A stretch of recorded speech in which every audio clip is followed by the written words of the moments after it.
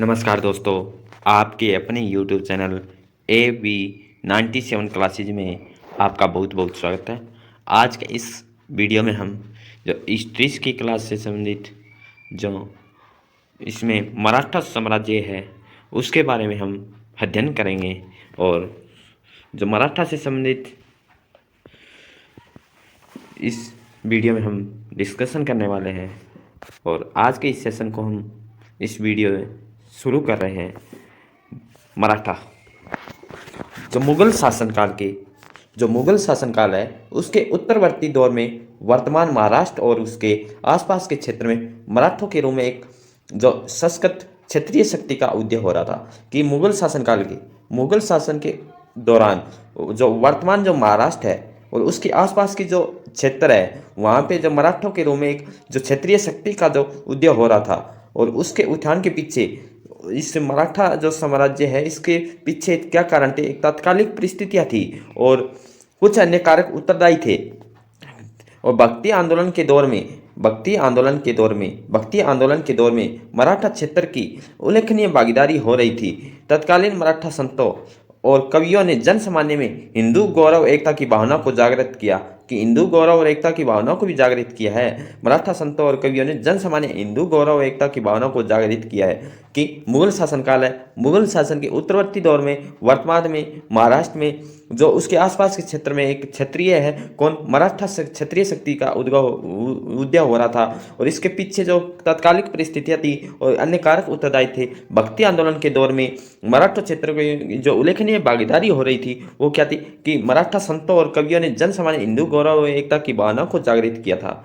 विषम भौगोलिक क्षेत्रों में जो जीवन व्यतीत करने से मराठे जो बचपन से ही भेद जुझारू साहसी और युद्ध कौशल में पारंगत हो जाते थे और सामाजिक दृष्टि से समाज में सद्भाव व्याप्त था जो क्षेत्रीय एकता के निर्माण का कारण बना। औरंगजेब मराठा की जो समकालीन जो मुगल शासक था वो जो इसके जो मराठों के साथ साथ जिस टाइम मराठों का उद्भव था उस टाइम कौन थे, मुगल शासन था। मुगल शासन के काल में कौन थे, मराठा एक क्षेत्रीय शक्ति थी। और औरंगजेब की हिंदू विरोधी नीतियों ने कह रहा है कि औरंगजेब की हिंदू विरोधी नीतियों ने मराठों के उत्थान में महत्वपूर्ण भूमिका निभाई है। मराठा जो साम्राज्य है वो किसके कारण, किसकी नीतियों के कारण, किस हिंदू विरोधी नीतियों के कारण जो औरंगजेब है इसके कारण है। जो मराठा है वो एक क्षेत्रीय जो उत्थान हुआ है इस शक्ति का वो उद्भव हुआ है। और इन मराठा शासक में छत्रपति शिवाजी का नाम अग्रणी है। मराठा शासकों में छत्रपति जो शिवाजी को का नाम अग्रणी है जिनके दौर में मराठा शक्ति ने ही ऊंचाइयां हासिल की थी। किसके टाइम पे, जो शिवाजी है, छत्रपति शिवाजी मराठा शासक एक जिसके टाइम है जो मराठा शक्ति ने ऊंचाइयां हासिल की थी। शिवाजी के जो पिता के नाम क्या था, शिवाजी के पिता का नाम शाहजी भोसले था। शिवाजी के पिता का नाम शाहजी और पहले अहमदनगर की सेवा में थे। शिवाजी के पिता का नाम क्या था, शाहजी थे और अहमदनगर की सेवा में थे। किंतु शाहजहाँ द्वारा 1633 ईस्वी में अहमदनगर की विजय के बाद बीजापुर की सेवा में चले गए और उन्हें अपने अधीन आने वाली पूना की जागीर शिवाजी को सौंप दी गई थी। क्या प्रश्न, शिवाजी के पिता का नाम क्या था, शाहजी भोसले था। पहले अहमदनगर की सेवा में थे और शाहजहाँ द्वारा 1633 ईस्वी में अहमदनगर का विजय के बाद बीजापुर की सेवा में चले गए और उन्होंने अपने अधीन आने वाली पूना की जागीर शिवाजी को सौंप दी गई थी। पूना की जागीर है किसको सौंपी थी, शिवाजी को सौंप दी गई थी। शिवाजी की माता का नाम क्या था, शिवाजी की माता का नाम जीजाबाई और शिवाजी के पिता का नाम शाहजी भोसले था। उनके संरक्षक कौन थे, शिवाजी के जो संरक्षक कौन थे, दादोजी कोंडदेव शिवाजी के संरक्षक थे। पिताजी का नाम शाहजी भोसले, माता का नाम जीजाबाई और उनके संरक्षक थे वो दादोजी कोंडदेव। शिवाजी के आध्यात्मिक गुरु कौन थे, शिवाजी के आध्यात्मिक गुरु रामदास थे। कौन थे, रामदास थे। शिवाजी के संरक्षक कौन थे, कोंडदेव थे। शिवाजी के पिता का नाम शाहजी भोसले, माता का नाम जीजाबाई था। दादोजी कोंडदेव की मृत्यु के बाद शिवाजी ने पूना की जागीर का कार्यभार स्वयं संभाला था। किसकी मृत्यु के बाद शिवाजी ने कहाँ की जागीर, पूना की जागीर को संभाला था। 1646 में शिवाजी ने पूना के पास स्थित तोरण के किले और 1648 ईस्वी में पुरंदर के किले को जीता था। शिवाजी ने पूना के पास तोरण के किले को कब जीता था? 1646 में। शिवाजी ने पूना के पास स्थित तोरण के किले को कब जीता था? 1646 में। और पुरंदर के किले को कब जीता था शिवाजी ने? 1648 में। Very very most important question कि शिवाजी ने पूना के पास किस किले को जीता था? तोरण के किले को। कब जीता? 1646 में। कब जीता? 1646। 1648 में पुरंदर के किले को किसके द्वारा मराठा शासक में ने जीता था? किसने जीता था? तो आंसर आएगा हमारा शिवाजी ने कब जीता? 1648। 1646 में किसने जीता? तोरण के किले को। और 1656 में बात हमारी क्या? 1656 में मराठा सरदार, कौन है मराठा सरदार? चंद्रराव मौर्य से जावली का किला जीता था। जावली का किला कब जीता था? जावली का किला कब जीता? 1656 में। किससे? मराठा सरदार चंद्रराव मौर्य से शिवाजी ने जावली का किला जीता था 1656 में। और पुरंदर के किले को जीता था 1648 में। तोरण के किले को जीता था 1646 में। और इस समय मुगलों को बीजापुर से संघर्ष चल रहा था। मुगलों का बीजापुर में संघर्ष चल रहा था और शिवाजी ने मुगलों के साथ मैत्री करने का प्रयास किया था। मित्रता है, मैत्री करने का प्रयास किया था, किंतु औरंगजेब ने उससे रुचि नहीं दिखाई। किसने रुचि नहीं दिखाई? मुगल शासक औरंगजेब ने रुचि नहीं दिखाई। और बीजापुर से संधि करने के बाद औरंगजेब ने बीजापुर की शिवाजी के अधीन आने वाले क्षेत्रों को वापस लेने की सलाह दी थी। बीजापुर के शासक कौन थे?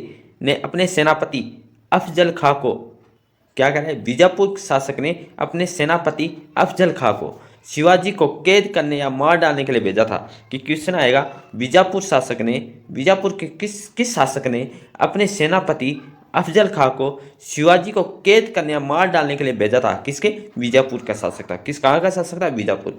किस शासक ने अपने सेनापति अफजल खां को शिवाजी को कैद करने और मार डालने के लिए भेजा था? बीजापुर का शासक था। किंतु शिवाजी ने चतुराई से उसकी हत्या कर दी और बीजापुर के कई अन्य क्षेत्रों को भी जीत लिया, जैसे पन्हाला का किला किसने जीता? शिवाजी ने। और कोल्हापुर और उत्तरी कोंकण का भी किला है शिवाजी ने जीता था। किसको मारकर? अफजल खां को।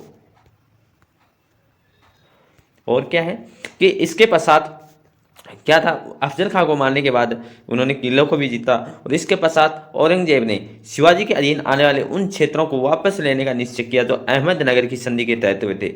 अहमदनगर की संधि के तहत बीजापुर को दे दिए गए थे। और इसके लिए मुगल गवर्नर शाइस्ता खां को भेजा गया था कि औरंगजेब ने शिवाजी के अधीन आने वाले उन क्षेत्रों को वापस लेने का निश्चय किया और अहमदनगर की संधि के तहत बीजापुर को दे दिए गए। और इसके मूल गवर्नर शाइस्ता खां को भेजा। और प्रारंभिक रूप से जो शाइस्ता खां ने पूना, कल्याण और चाकन इत्यादि किले पर अधिकार कर लिया।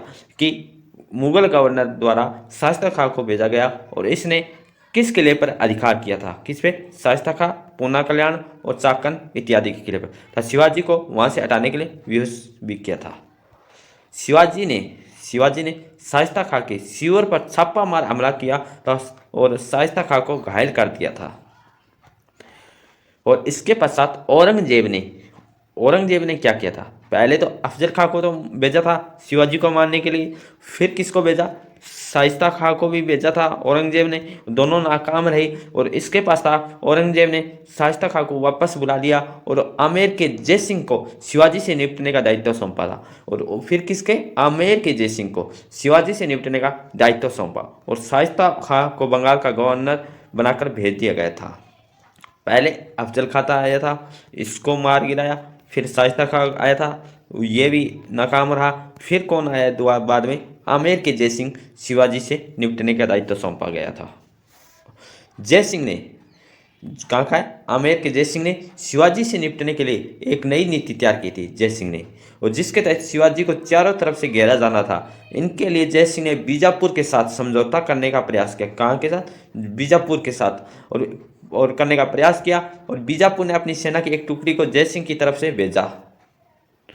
और इसके बाद क्या? 1665 में शिवाजी को पुरंदर में घेर लिया। शिवाजी को पुरंदर में कब घेरा था? 1665 में। और विवश होकर शिवाजी को 1665 में पुरंदर की संधि करनी पड़ी।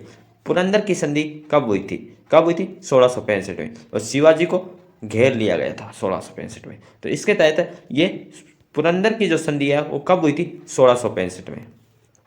संधि के तहत प्रावधान क्या थे? शिवाजी को अपने कितने किले? 23 किले। कितने किले? 23 किले, जिनकी आय कितनी थी? 4 लाख, और मुगलों को सौंपने थे। इसके अतिरिक्त 12 किले जिसकी वार्षिक आमदनी 1 लाख हुन थी, शिवाजी को अपने पास रखनी थी।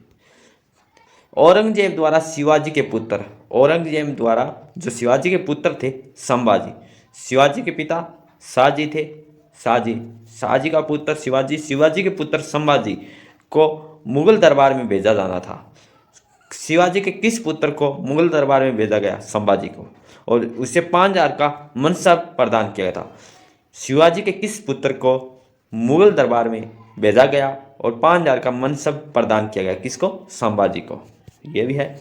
और इसके पश्चात क्या हुआ कि बीजापुर के विरुद्ध, बीजापुर के विरुद्ध, बीजापुर के विरुद्ध अभियान प्रारंभ हुआ, और किंतु औरंगजेब को सही से समर्थन न मिल पाने की वजह से इस अभियान में विशेष सफलता नहीं प्राप्त हुई। और जय सिंह ने शिवाजी को व्यक्तिगत रूप से मिलने के लिए आगरा भेजा। कि शिवाजी ने व्यक्तिगत रूप से मिलने के लिए कहाँ भेजा? आगरा भेजा। किंतु वहाँ औरंगजेब से विवाद हो गया और शिवाजी को कैद कर लिया गया था। शिवाजी को कहाँ कैद कर लिया गया था? आगरा भेजा गया था, और औरंगजेब से विवाद होने के बाद शिवाजी को कैद कर दिया गया था। 1666 में औरंगजेब की कैद से फरार हो गए थे। कि शिवाजी है औरंगजेब की कैद से कब फरार हुए थे? 1666। 1665 में क्या होता? एक संधि हुई थी। कौन सी संधि हुई थी? पुरंदर की संधि हुई थी। और इसके बाद शिवाजी ने पुनः मुगलों को किले जीतने का फैसला किया। शिवाजी ने पुनः मुगलों के किलों को जीतने का फैसला लिया। सूरत को कब लूटा? सूरत को 1617 में लूटा। 1665 में क्या हुआ? 1665 में हुई एक संधि। उस संधि का नाम क्या था? पुरंदर की संधि। 1666 में क्या? औरंगजेब के कैसे फरार हो गए थे। 1617 में शिवाजी ने सूरत को कब लूटा? 1617 में। और शिवाजी ने सूरत को लूटने के बाद क्या किया? 1674 में अपना राज्याभिषेक रायगढ़ के किले में करवाया था। शिवाजी ने अपना राज्याभिषेक कब करवाया? पहला तो क्वेश्चन ये बनेगा, राज्याभिषेक कब करवाया? 1674 में। कौन से किले में करवाया? रायगढ़ के किले में करवाया। और राजधानी राज्याभिषेक की प्रक्रिया किससे करवाई थी? काशी के पंडित गंगा भट्ट द्वारा संपन्न की गई थी। जो राज्याभिषेक की प्रक्रिया है शिवाजी की, वो किसके द्वारा की गई थी? काशी के पंडित गंगा भट्ट के द्वारा। कब की गई? 1674 में। कहाँ? रायगढ़ के किले में। और इस अवसर पर शिवाजी ने छत्रपति हेदव और धर्मोद्वारक गो ब्राह्मण प्रतिपालक की उपाधि धारण की थी। कि क्वेश्चन आएगा कि छत्रपति और हे देव धर्मोद्वारक, छत्रपति हे देव धर्मोद्वारक गो अभ्यारण्य प्रतिपालक की उपाधि धारण की। और कब की गई थी? 1674 में शिवाजी का राज्याभिषेक होता है। इसके बाद इन्होंने ये उपाधि है वो धारण की थी और अपने को सूर्यवंशी क्षत्रिय घोषित किया था। मराठों में से किसने अपने आप को स्वयं को सूर्यवंशी क्षत्रिय घोषित किया था? वो शिवाजी थे। शिवाजी ने कौन से धर्मोद्वारक, छत्रपति और हे देव की उपाधि धारण की थी? शिवाजी मराठा साम्राज्य के संस्थापक थे। शिवाजी मराठा साम्राज्य का संस्थापक माना जाते हैं। शिवाजी का जन्म कब हुआ? 1627 में इनका जन्म होता है। शिवनेर के पहाड़ी दुर्ग में। किस पहाड़ी में? शिवनेर के पहाड़ी दुर्ग में। पिताजी सांजी भोसले, माताजी जीजाबाई। बीजापुर के सुल्तान के यहाँ प्रथम श्रेणी के सरदार थे माता जीजाबाई। संरक्षक कौन थे? संरक्षक दादोजी कौंडदेव, गुरु रामदास। और 1627 के बाद इन्होंने 1646 और 1648 में इन्होंने युद्ध किए। और 1648 के बाद इन्होंने 1674 में इन्होंने अपना राज्याभिषेक करवाया। राजधानी क्या थी? रायगढ़ थी। मृत्यु कब हुई थी? 1680 में हुई थी। मृत्यु कब हुई? 1680 में। राज्याभिषेक का महत्व। राज्याभिषेक का महत्व क्या था? शिवाजी के सामाजिक स्तर में वृद्धि हुई थी। शिवाजी राज्याभिषेक के बाद किस में वृद्धि हुई थी? सामाजिक स्तर में। एक अधीन जागीरदार की हैसियत से वे स्वतंत्र सह प्रमुख शासक की हैसियत में आ गए थे। 1677 में गोलकुंडा की सहायता से शिवाजी ने अपना अंतिम अभियान कर्नाटक में किया था। शिवाजी ने अपना अंतिम अभियान गोलकुंडा की सहायता से कौन से जगह किया था? वो किया था कर्नाटक और जीजी, वेलोर इत्यादि के क्षेत्र को भी जीता था। बाद में आगे आने वाले समय में राजा राम को मुगलों से बचाव करने में जीजी ने एक आश्रय स्तर के रूप में काफ़ी सहायता की थी।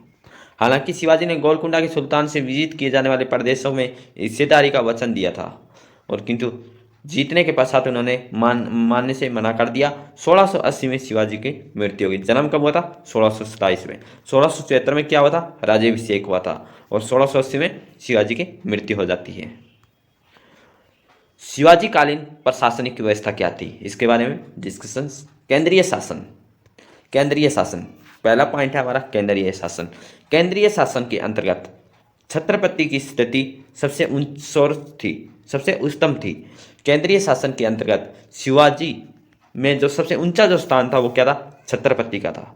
उसमें समस्त कार्यपालिका, विधायी, न्यायिक शक्तियां निहित थी। क्वेश्चन बन सकता है शिवाजी कालीन प्रशासनिक व्यवस्था केंद्रीय शासन व्यवस्था के अंतर्गत छत्रपति की में जो सर्वोच्च स्थान था उसमें कौन सी शक्तियां वो निहित थी? कौन सी शक्तियां वो निहित थी? तो उसमें क्या आएगा? समस्त कार्यपालिका और विधायी एवं न्यायिक शक्तियां निहित थी।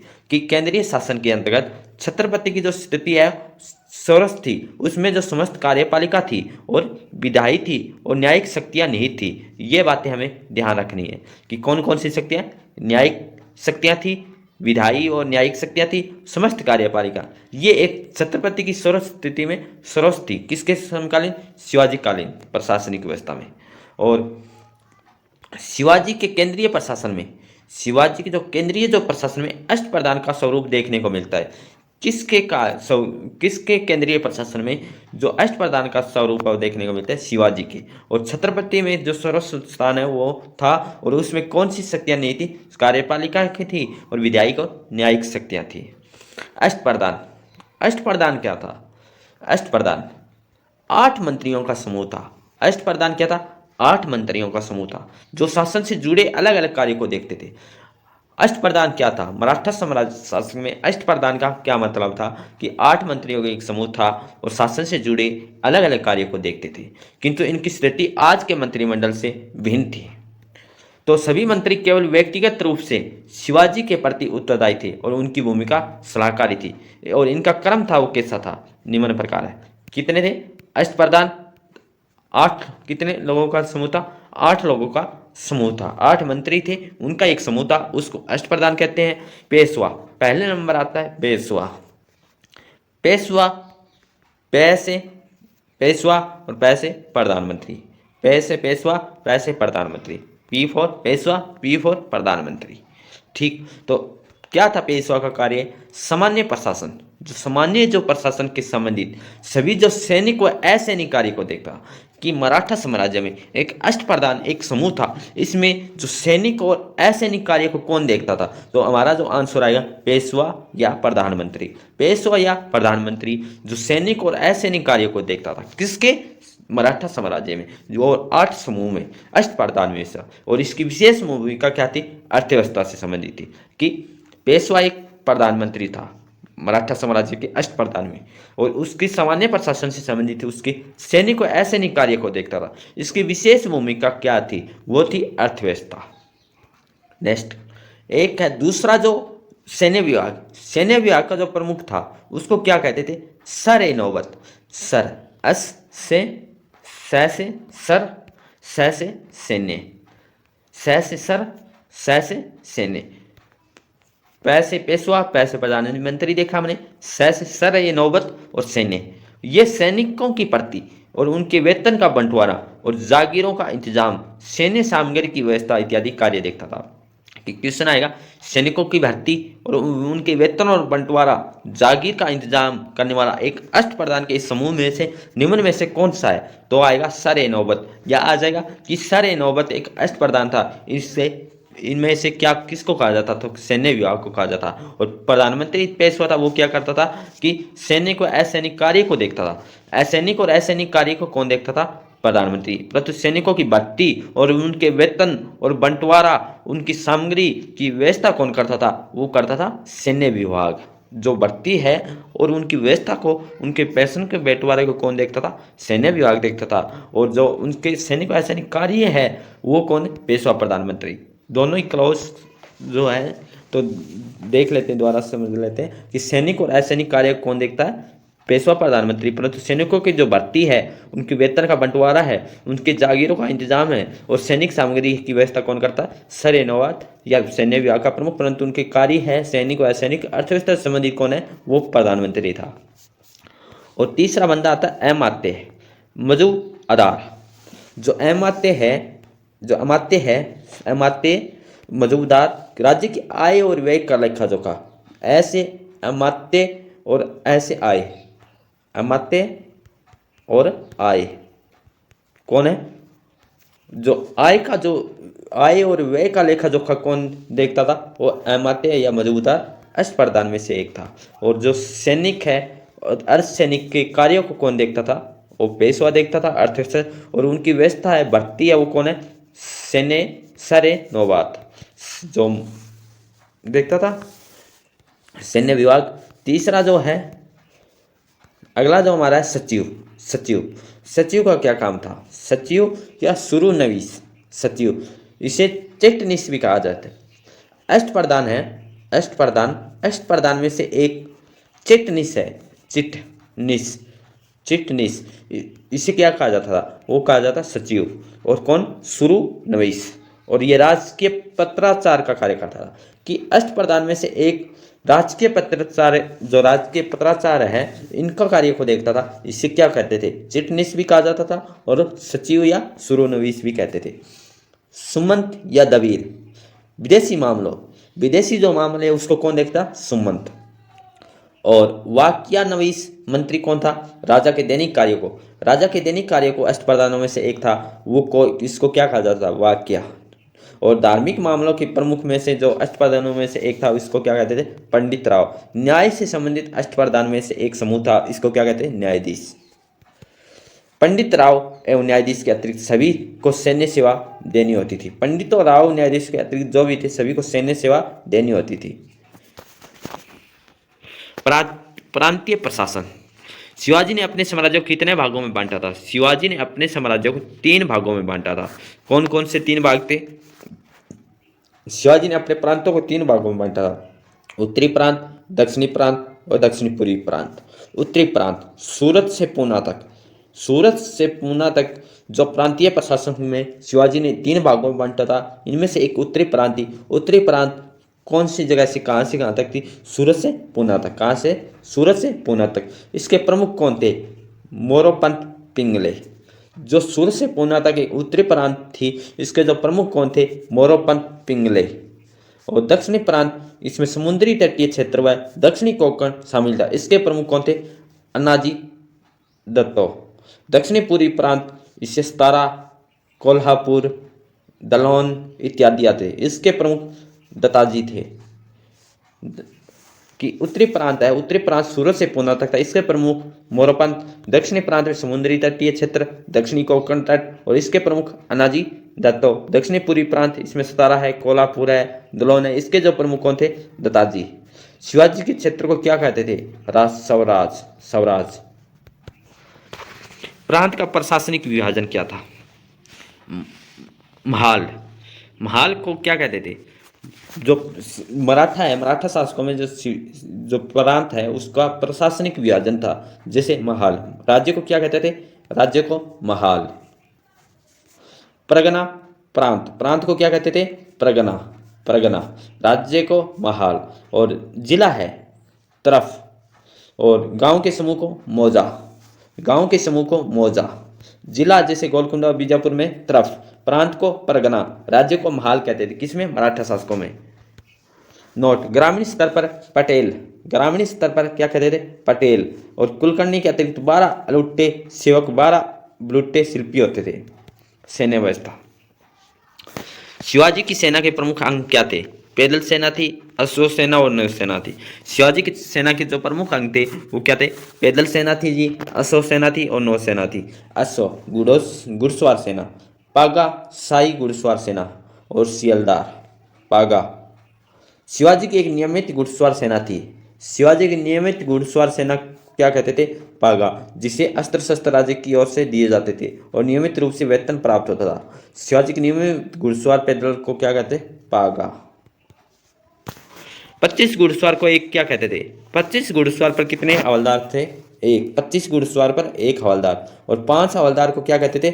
एक जमूलदार नियंत्रित करता। 25 घुड़सवार पर एक हवलदार नियंत्रित होता था और 5 हवलदार, मतलब कि 25 घुड़सवार और 125 घुड़सवार पे कौन? 5 हवलदार। 5 हवलदार कौन? एक जमूलदार नियंत्रित करता था। 10 जमूलदार को एक हजारी नियंत्रित करता और 5 एक हजारी को 5 हजारी नियंत्रित करता था।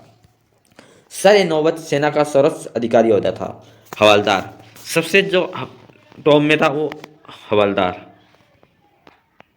नहीं, सबसे जो सर्वोच्च स्थान था वो सर नौबत। उसके बाद 5 हजारी, 5 हजारी के बाद 1 हजारी, 1 हजारी के बाद जमूलदार, जमूलदार के बाद हवलदार। सबसे छोटा जो पद था वो हवलदार, सबसे बड़ा था सर नौबत। सिलदार क्या था? सिलेदार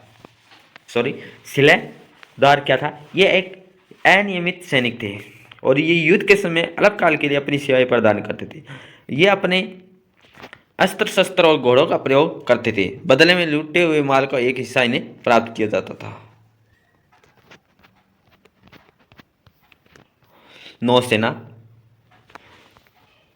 शिवाजी के अधीन एक नौसेना का विकास भी किया गया था। कोंकण के क्षेत्र पर नियंत्रित रखने के लिए एक मजबूत नौसेना की आवश्यकता थी। सर्वप्रथम 1658 में एक कल्याण विजय के बाद यहाँ पर एक नौसैनिक अड्डा स्थापित किया गया था और आगे चलकर कोलाबा शिवाजी की नौसेना का एक प्रमुख केंद्र बन गया था। उनकी नौसेना में सबसे प्रमुख भूमिका आगरियों की थी। उस समय उस क्षेत्र में सबसे प्रमुख नौसैनिक शक्ति जंजीरा के सदियों की हुआ करती थी। पैदल सैनिकों को क्या कहते थे? पैदल सैनिकों को क्या कहते थे? पाइक या पाइक। किलों की व्यवस्था, किले की सुरक्षा व्यवस्था के लिए समक्ष स्तर के 3 अधिकारी की नियुक्ति की जाती है। किले की सुरक्षा के लिए कितने अधिकारी? 3 अधिकारी। ये आपस में स्वतंत्र होते थे तथा सीधे शिवाजी के प्रति उत्तरदायी होते थे। हवलदार, हवलदार क्या था? किले के आंतरिक प्रशासन की देखरेख कौन करता? किला है, किले के आंतरिक प्रशासन की देखरेख हवलदार करता था। सर नौबत, ये किले की रक्षा के लिए रखी हुई सेना का नेतृत्व करता। किले में रखी गई जो सेना है उसकी रक्षा के लिए कौन था? सर नौबत। और सबनिस, किले के अंदर असैनिक पत्र व्यवहार शासन की देखभाल कौन करता था? सबनिस। हवलदार और सर नौबत पद मराठों को दिया जाता था और सबनिस ब्राह्मणों को। सबनिस किसको? ब्राह्मणों को दिया जाता था। हवलदार और सर नौबत किसको? मराठा को दिया जाता था। भू राजस्व व्यवस्था, जो शिवाजी में जो भू राजस्व है वो क्या थी? जो मराठा शासकों में जो भू राजस्व व्यवस्था है वो शिवाजी ने अनाजी दत्तों के अधीन व्यापक भूमि संरक्षण कराया था। शिवाजी ने किसके अधीन व्यापक भूमि संरक्षण कराया था? अनाजी दत्तों। तब भू राजस्व व्यवस्था को वैज्ञानिक रूप से देने के लिए मापन प्रणाली को भी अपनाया था, जो अहमदनगर की मलिक अंबर की व्यवस्था पर आधारित थी। किसकी व्यवस्था पर आधारित थी? मलिक अंबर की। मापन की इकाई क्या थी? काठी या मुड्डा। 20 काठी 1 बीघा। जो मराठा में थे, जो 20 काठी है किसके बराबर? 1 बीघा। और 120 बीघा किसमें? 1 टावर के बराबर। प्रारंभ में भू राजस्व की दर कितनी थी? 33%। बाद में बढ़ाकर कितनी? 40%।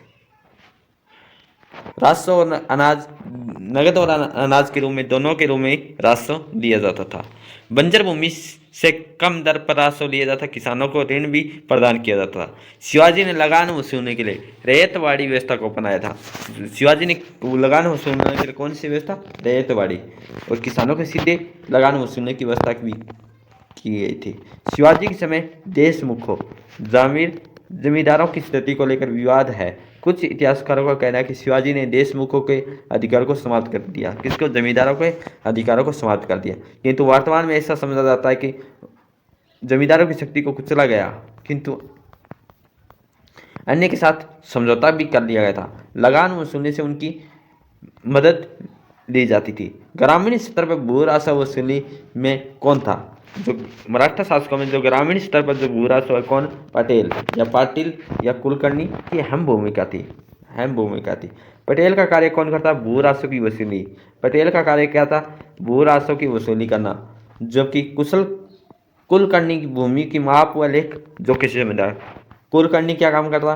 भूमि का माप व लेख जोखा। और राजस्व वसूली कौन करता था? पटेल। कहाँ? ग्रामीण क्षेत्र में। किसके टाइम? मराठा शासकों के टाइम। राज्य की आय का एक अन्य स्रोत क्या था? बंदरगाह इत्यादि पर लगने वाली चुंगियां। चौथ क्या था?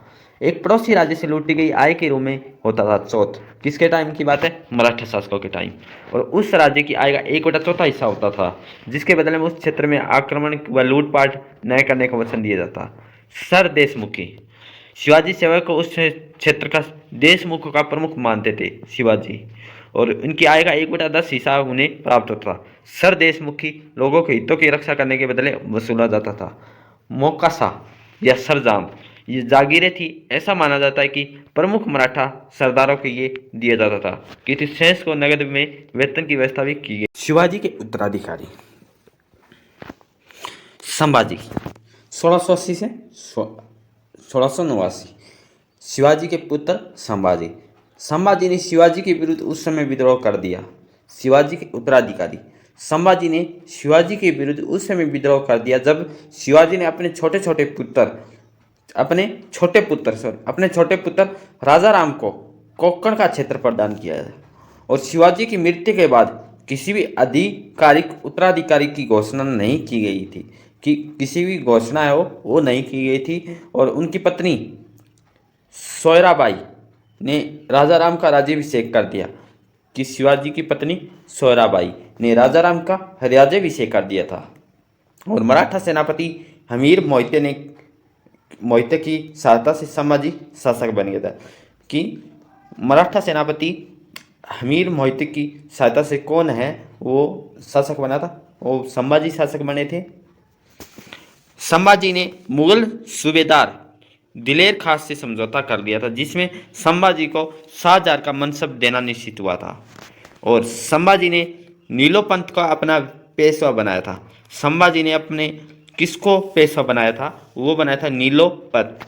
और उज्जैन कनौज के कवि कलश की मुख्य सलाहकार नियुक्त किया था। कि संभाजी ने अपना पेशवा किसे बनाया था? नीलोपंत। और मुख्य सलाहकार किसे नियुक्त किया था? कवि कलश को। और उसकी निर्भरता कवि कलश पर बढ़ती चली गई थी। औरंगजेब के विद्रोही पुत्र अकबर द्वितीय को दुर्गादास राठौर ने जब संभाजी के पास भेजा तो मराठों द्वारा उसका अकबर द्वितीय सहयोग मुगलों से संघर्ष का कारण बन गया था। 1689 की बात है कि संगमेश्वर के युद्ध में, जो संगमेश्वर का युद्ध है वो कब हुआ था? वो 1689 में हुआ था। और मुगल सेनापति मुबारक खान ने शिवाजी के साथ ही कवि कलश की निर्मम हत्या कर दी थी। कि संगमेश्वर का युद्ध कब हुआ था? 1689 में। और इस युद्ध में मुगल सेनापति मुबारक खान ने संभाजी की साथ ही कवि कलश की भी निर्मम हत्या कर दी की थी। और संभाजी की पत्नी कौन थी? वो थी यसुबाई ने विरोध जारी रखा, किंतु शीघ्र ही अपने पुत्र साहु के साथ गिरफ्तार कर ली गई थी। इनको भी गिरफ्तार कर लिया गया था। और संभाजी ने शिवाजी की प्रशासनिक व्यवस्था की रीढ़ अष्टप्रधान को नष्ट कर दिया। किसने? शिवाजी की प्रशासनिक जो व्यवस्था थी अष्टप्रधान, इसको नष्ट कर दिया। किसने? संभाजी ने। और इसी के साथ युद्ध में, मराठे युद्ध में भी स्त्रियों के साथ ले जाने लगे थे। राजा राम ने मुगलों के प्रति विद्रोह जारी रखा और एक नए पद का गठन किया। कौन सा पद किसके द्वारा दिया गया था? ये हमें देखना कि प्रतिनिधि का जो पद आया है, ये किसने बनाया? किसके टाइम? राजा राम ने। प्रतिनिधि पद का जो गठन है वो किसने किया था? वो राजा राम ने किया था। और वो पहला प्रतिनिधि कौन हुए थे? जो प्रतिनिधि का जो गठन है राजा राम मुगल शासकों जो मराठा शासकों ने में से किया गया था। और इसका पहला जो प्रतिनिधि कौन था? प्रहलाद निराजी को बनाया गया था। और राजा राम के पास जो पहला जो प्रतिनिधि प्रहलाद निराजी व रामचंद्र पंत जैसे राजनीतिक थे। और तो संताजी घोड़पड़े और धनाजी जादव जैसे सेनापति भी थे। कि संताजी घोड़पड़े किसके समकालीन थे? वो राजा राम के थे। और प्रहलाद निराजी जो पहला प्रतिनिधि था वो राजा राम के टाइम। मुगल के आक्रमण के भय से राजा राम इधर उधर भागता रहा और इसीलिए उसे कभी सिंहासन पर न बैठने वाला शासक भी कहा गया था। कि मुगल मराठों में से जो कभी सिंहासन पर न बैठने वाला शासक कौन कहलाया था? राजा राम। 8 वर्ष तक की जो अकार्ट चिंजी के किले से शरण ले रखी थी, राजा राम ने सर जाम प्रथा को पुनः शुरू कर दिया। राजा राम के पलायन का क्रम प्रतापगढ़, फिर पन्हाला और जीजी और संतारा, शिवाजी द्वितीय था ताराबाई। राजा राम की पत्नी का नाम क्या था? ताराबाई। और अपने पुत्र शिवाजी द्वितीय को संरक्षिका के बन मुगलों के विरुद्ध संघर्ष जारी रखा था। मराठों ने पन्हाला, सीगढ़ किला पर पुनः कब्जा कर लिया और दक्षिण कर्नाटक में ताराबाई का प्रभाव बढ़ता चला गया था। ताराबाई किसकी पत्नी थी? राजा राम की। और राजा राम कौन था? जो कभी भी शासन में न बैठने वाला पहला वो मराठा शासक कहलाया था। 1700 से 1707 का दौर मराठा स्वतंत्रता संघर्ष के नाम से जाना जाता है। मराठा स्वतंत्रता जो संघर्ष के नाम से कौन सा वर्ष है वो माना जाता है? 1700 से 1707 का। खफी खां जैसे इतिहासकार ने भी ताराबाई की अत्यधिक प्रशंसा की है। किसने की है? खफी खां ने। 1707 में औरंगजेब की मृत्यु के बाद मुगल मराठा संबंध में नए अध्याय का आरंभ होता है। साहू है 1707 से 1749 के बीच में। साहू को मुगल कारावास में औरंगजेब की पुत्री जीनत उल निसा से ने पाला था। कि साहू को किसने पाला था? जो मुगल कारावास में औरंगजेब की पुत्री थी, कौन? जीनत उल निसा ने। मराठों के परिवर्तित राजनीतिक स्थिति से लाभ उठाने के लिए मुगलों ने साहू को कैद से रिहा कर दिया।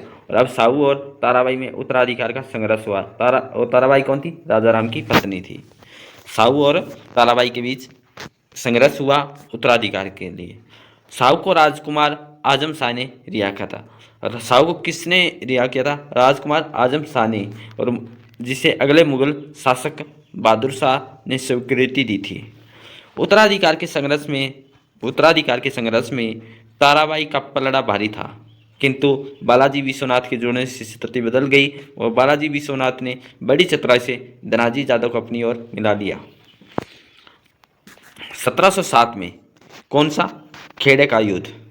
ताराबाई को साहू से पराजित होना पड़ा। ताराबाई को साहू से पराजित हो गई। किसमें? खेड़े के युद्ध में। और विवश होकर ताराबाई पन्हाला की ओर चली गई।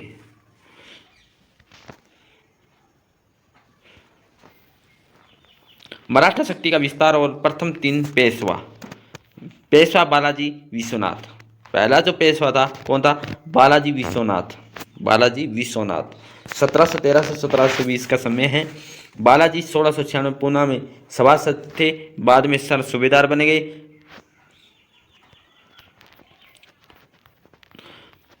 और बालाजी ने उससे रसद आपूर्ति से सहायता की, इसलिए औरंगजेब ने उस पर भी कार्रवाई नहीं की।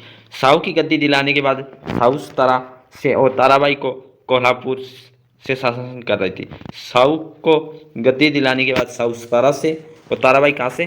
कोल्हापुर से। साहू का एक नया पद कौन सा था? सेना को संगठित करने वाला सेना करते सृजन किया और बालाजी को ये पद सौंपा। मुगल शासक फर्रुखसिंह के तख्ता पलट में बालाजी ने सैयद बंधुओं का साथ दिया। किसने? मुगल शासक फर्रुखसिंह के तख्ता पलट से बालाजी ने किसका साथ दिया? सैयद बंधुओं का। जिसके तहत एक संधि हुई और जिसमें प्रावधान था कि साहू को शिवाजी का स्वराज सौंप दिया जाएगा। कि साहू को शिवाजी का जो स्वराज सौंप दिया जाएगा। मराठा द्वारा जीते गए प्रदेशों को भी साहू को दे दिया जाएगा। मराठों द्वारा जीते गए जो प्रदेश है किसको सौंप दिए जाएंगे? साहू को। दक्कन के क्षेत्र में मराठों को जो चौथ व सरदेशमुखी का अधिकार होगा, जिसके बदले 15,000 मराठी घुड़सवार मुगलों की सेवा में रहेंगे। ये बात भी हुई थी। कोल्हापुर में शंभूजी द्वितीय को साहू परेशान नहीं करेंगे। मराठा प्रतिवर्ष सम्राट को 10 लाख रुपए खिराज देंगे। साहू की माता व रिश्तेदार को रिहा कर दिया जाएगा। ये बातें वो शर्तें हुई थी। और तख्ता पलट के बाद शासक रफ़ी उद रजात ने इस संधि को स्वीकार कर लिया। इस संधि को किसने स्वीकार किया था? इस संधि को स्वीकार किया था वो था रफ़ी उद रजात। बात है मराठों का जो मेगनाटा कहा जाता है, रिजेंट लेफ्टिनेंट ने इसकी संधि को, जो संधि हुई है, ये शर्तें रखी गई थी, इस संधि में जो एक है कौन, रिजेंट टेम्पल ने इस संधि को मराठों का मेगना काटा कहा था। बालाजी विश्वनाथ को खानोजी आंकड़े से मधुर संबंध था, जो मराठों के स्थायित्व में निर्णायक सिद्ध हुआ था। 1720 में बालाजी विश्वनाथ की मृत्यु के बाद साहू ने उनके बड़े पुत्र बाजीराव प्रथम को पेशवा नियुक्त किया था। अब आते हैं बाजीराव प्रथम। बालाजी विश्वनाथ के बाद बाजीराव प्रथम।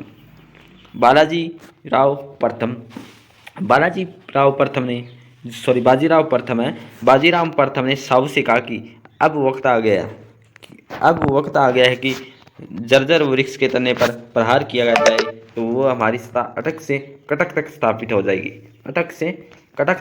हो जाएगी। ये बात किसने कही थी? बाजीराव प्रथम ने। किसे कहा था? साहू से कहा था। बाजीराव प्रथम ने हिंदू पदपातशाही के आदर्श का प्रचार किया था, और जिसके तहत हिंदू शासकों को एकजुट करने का भी प्रयास किया गया था। इस संदर्भ में उससे छत्रसाल बुंदेला की सहायता की और मुगलों तथा रुहेलों द्वारा छीने गए उसके प्रदेशों को वापस दिलाया। बाजीराव की मुलाकात मस्तनी बाई नामक युवती से हुई थी, और 1724 की बात है।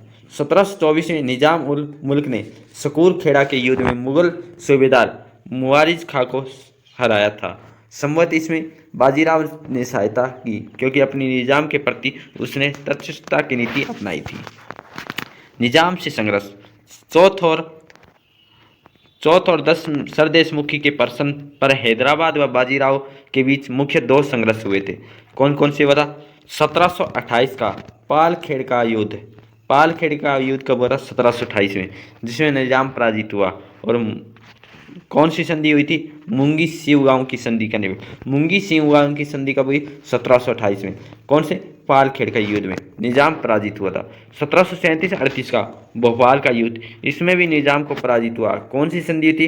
दुरई सराय की संधि हुई थी।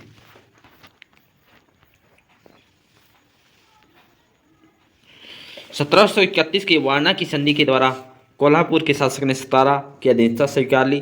बाजीराव एक बड़ी उपलब्धि मानी जाती है। 1737 में बाजीराव ने बड़ी तीव्रता से 500 सैनिकों के साथ दिल्ली पर आक्रमण किया। मोहम्मद शाह रंगीला को दिल्ली छोड़नी पड़ी। गुजरात, मालवा, बुंदेलखंड भी मराठों ने प्रभुत्व का पताका जो है लहराई थी। शिवाजी के बाद गुरिल्लापति का सर्वश्रेष्ठ संचालक था। शिवाजी के बाद कौन सी? गुरिल्लापति या किसके? मराठों के टाइम की है। पुर्तगालियों से साल्सेट व बसीन प्राप्त किया। संघीय ढांचे की शुरुआत हुई थी। जो नेक्स्ट क्लास है, इसमें हम जो बालाजी बाजीराव है इसके बारे में हम डिस्कशन करेंगे, और क्लास कैसे रही इसके बारे में ज़रूर बताएं। और पहली बार हैं तो इस चैनल पे तो सब्सक्राइब और लाइक ज़रूर करें। Thank you all of you.